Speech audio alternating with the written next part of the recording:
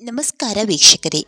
ಹಿಂದೂ ಸಂಪ್ರದಾಯದಲ್ಲಿ ಪ್ರತಿ ಮನೆಯಲ್ಲಿಯೂ ಅವರದ್ದೇ ಆದ ಆಚಾರ ವಿಚಾರಗಳು ಇರುತ್ತದೆ. ಮನೆಯಲ್ಲಿನ ಪೂಜೆ ಹಾಗೂ ಕೆಲವು ಆಚರಣೆಗಳು ಹೇಗೆ ಇರಬೇಕೆಂದು ಇಂದಿನ ವಿಡಿಯೋದಲ್ಲಿ ನೋಡೋಣ ಬನ್ನಿ.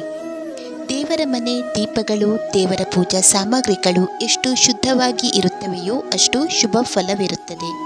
ದೇವರ ಮನೆಯಲ್ಲಿ ಒಡೆದಿರುವ ಭಿನ್ನವಾಗಿರುವ ವಿಗ್ರಹಗಳು, ಫೋಟೋಗಳು, ಯಂತ್ರಗಳು ಇರಬಾರದು.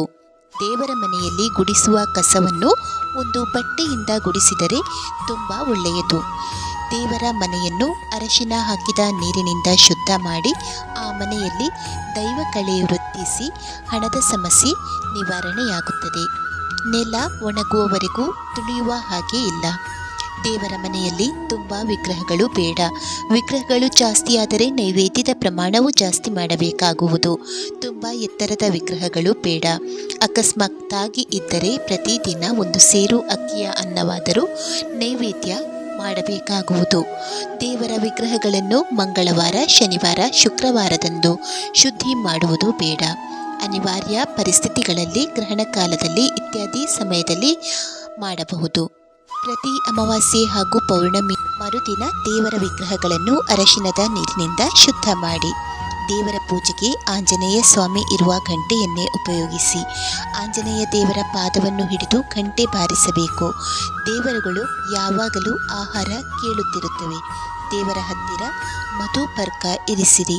ರಾತ್ರಿ ಮಲಗುವ ಮುಂಚೆ ಅದನ್ನು ಮನೆಯವರೆಲ್ಲ ಅಥವಾ ಹಿರಿಯರಾಗಲಿ ಭಕ್ತಿಯಿಂದ ಸೇವಿಸಿ. ದೇವರ ಪೂಜೆ ಮಾಡುವಾಗ ಆಕಳಿಕೆ, ಕೋಪ, ಮಾತು, ಹರಟೆ ಇವೆಲ್ಲದರಿಂದ ದೂರ ಇರಿ. ಅನಗತ್ಯ ಚಟುವಟಿಕೆಗಳು ಬೇಡವೇ ಬೇಡ. ಸಂಧ್ಯಾ ವಂದನೆ ಮತ್ತು ಸ್ತ್ರೀಯರ ತುಳಸಿ ಪೂಜೆ ಇಲ್ಲದಿದ್ದರೆ ಯಾವ ಪೂಜೆಯೂ ಫಲ ಕೊಡುವುದಿಲ್ಲ. ದೇವರ ಪೂಜೆಯ ಸಮಯದಲ್ಲಿ ಪುರುಷರು ಮೇಲು ಹೊದಿಕೆ ಅಂದರೆ ಶಲ್ಯವನ್ನು ಧರಿಸಲೇಬಾರದು.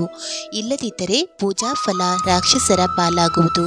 ಬರೀ ಮೈಯಲ್ಲಿ ಕುಳಿತು ಪೂಜೆ ಮಾಡುವುದು ಅಥವಾ ಊಟ ಮಾಡುವುದು ಒಳಿತಲ್ಲ. ಹಣೆಯಲ್ಲಿ ಕುಂಕುಮ, ಗಂಧ ಅಥವಾ ಭಸ್ಮ ಇತ್ಯಾದಿ ಯಾವುದಾದರೂ ಧರಿಸದೆ ಪೂಜೆ ಮಾಡಬಾರದು. ಧರಿಸಿಯೇ ಪೂಜೆ ಮಾಡಬೇಕು. ಇಲ್ಲದಿದ್ದರೆ ಪೂಜಾ ಫಲ ನಶಿಸುವುದು. ದೇವರ ಪೂಜೆಗೆ ಹಸಿಯಾದ ಹಾಲನ್ನು ಮಾತ್ರವೇ ಬಳಸಿ. ದೇವರ ನೈವೇದ್ಯ ಮಾಡುವಾಗ ವೀಳ್ಯದೆಲೆ, ಅಡಿಕೆ, ತಾಂಬೂಲ ಇಲ್ಲದ ನೈವೇದ್ಯ ಫಲ ಕೊಡುವುದಿಲ್ಲ. ನೈವೇದ್ಯ ಮಾಡುವಾಗ ತುಳಸಿ ಪತ್ರೆಯನ್ನು ಬಳಸಬೇಕು. ದೇವರ ಪೂಜೆಗಳು ಸಂಕಲ್ಪ ಇಲ್ಲದೆ ಮಾಡಬೇಡಿ. ಸಂಕಲ್ಪ ಇದ್ದರೆ ನಿಮ್ಮ ಪ್ರಾರ್ಥನೆಗಳು ಬೇಗ ಈಡೇರುತ್ತವೆ. ದೇವರ ಮನೆಯಲ್ಲಿ ಚಿಕ್ಕ ದೀಪಗಳನ್ನು ಜೋಡಿಸಿ ಇಡಿ.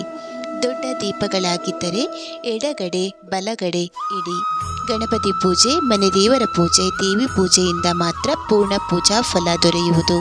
ದೇವಿಯು ಎಲ್ಲ ದೇವರುಗಳ ತಾಯಿ. ಆದ್ದರಿಂದ ಅಮ್ಮನವರನ್ನು ಪೂಜಿಸಿದರೆ ಮನೆಗೆ ನಮಗೆ ರಕ್ಷಣೆ.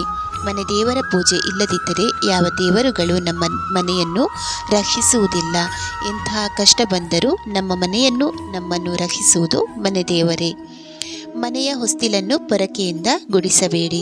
ಹೊಸ್ತಿಲಲ್ಲಿ ಮಹಾಲಕ್ಷ್ಮಿ ಸಾನ್ನಿಧ್ಯ ಇರುತ್ತದೆ. ಶ್ರೀ ಚಕ್ರ, ಬಲಮುರಿ ಶಂಖ, ಬಲಮುರಿ ಗಣೇಶ, ಸಾಲಿಗ್ರಾಮಗಳು, 2 ಪಾದ ಕಾಣಿಸುವ ಮಹಾಲಕ್ಷ್ಮಿ ಇತ್ಯಾದಿ ಈ ದೇವರುಗಳೆಲ್ಲ ಅಷ್ಟೈಶ್ವರ್ಯಗಳನ್ನು ಪ್ರದಾನಿಸುವ ದೇವರುಗಳು. ಈ ದೇವರುಗಳ ಪೂಜೆ ತುಂಬ ವಿಶೇಷವಾಗಿರುತ್ತದೆ. ಯಾವುದೇ ಶಕ್ತಿ ಯಂತ್ರಗಳನ್ನು ಸಾಧಕರಿಂದ ಮಾಡಿಸಿಕೊಂಡು ಪೂಜಿಸಿದಷ್ಟು ಫಲಪ್ರದವಾಗಿರುತ್ತದೆ. ಇವಿಷ್ಟು ಇಂದಿನ ಮಾಹಿತಿ. ಮತ್ತೆ ಇನ್ನೊಂದಷ್ಟು ಮಾಹಿತಿ ಜೊತೆ ಮುಂದಿನ ವಿಡಿಯೋದಲ್ಲಿ ಭೇಟಿಯಾಗೋಣ. ಧನ್ಯವಾದಗಳು.